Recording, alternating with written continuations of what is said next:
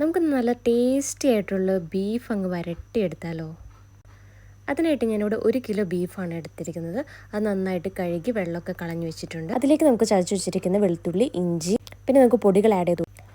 1/2 teaspoon മഞ്ഞൾപ്പൊടി, 2 teaspoon Kashmiri chilli, 1 teaspoon മല്ലിപ്പൊടി, 1.5 teaspoon meat masala, 1/2 teaspoon pepper powder, 1/2 teaspoon പെരുംജീരകം പൊടിച്ചത്, പിന്നെ ചെറുതായി അരിഞ്ഞു വെച്ചിരിക്കുന്ന ചുവന്നുള്ളിയും കൂടെയും ആവശ്യത്തിന് ഉപ്പും 2 ടീസ്പൂൺ വെളിച്ചെണ്ണയും കൂടി ഇട്ട് നമുക്ക് നന്നായിട്ട് തിരുമ്മി 1 മണിക്കൂറോളം നമുക്ക് റെസ്റ്റ് ചെയ്യാനായിട്ട് വെക്കാം.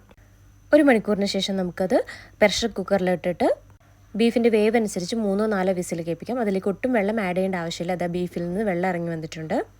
ഇനി ഒരു ഉരുളി അടുപ്പത്ത് വെച്ച് അതിലേക്ക് വെളിച്ചെണ്ണ ഒഴിച്ചു കൊടുത്ത് നമുക്ക് തേങ്ങക്കൊത്ത് നന്നായിട്ട് ഫ്രൈ ചെയ്തെടുക്കാം. അതിലേക്ക് ചതച്ച് വെച്ചിരിക്കുന്ന വെളുത്തുള്ളിയും അരിഞ്ഞു വെച്ചിരിക്കുന്ന ഇഞ്ചിയും കൂടി ഇട്ട് പച്ചമണം മാറും വരെ വഴറ്റി കൊടുക്കാം. അതിലേക്ക് പിന്നെ നമുക്ക് അരിഞ്ഞു വെച്ചിരിക്കുന്ന ചുവന്നുള്ളിയും കൂടി ഇട്ട് നന്നായിട്ട് വഴറ്റിയെടുക്കാം. ഇത് നന്നായിട്ട് മുരിഞ്ഞൊന്നും വരേണ്ട ആവശ്യമില്ല, ജസ്റ്റ് ഒന്ന് വാടി കിട്ടിയാൽ മതി. അതിലേക്ക് നമുക്ക് പച്ചമുളകും വേപ്പിലയും കൂടി ഇട്ട് ഒന്ന് വഴറ്റിയെടുക്കാം. ഇനി നമുക്ക് പൊടികളായിട്ട് 1 ടീസ്പൂൺ കാശ്മീരി ചില്ലി പൗഡറും 1 ടീസ്പൂൺ പെപ്പർ പൗഡറും മാത്രമാണ് നമ്മൾ ആഡ് ചെയ്യുന്നത്. ബാക്കിയെല്ലാം നമ്മൾ വേവിച്ച് വെച്ചിരിക്കുന്ന ബീഫിലുണ്ട്. ഇനി വേവിച്ച് വെച്ചിരിക്കുന്ന ബീഫും കൂടെ അതിലേക്ക് ഇട്ട് കൊടുത്ത് നമുക്കത് നന്നായിട്ടൊന്ന് വരട്ടിയെടുക്കേണ്ടതുണ്ട്.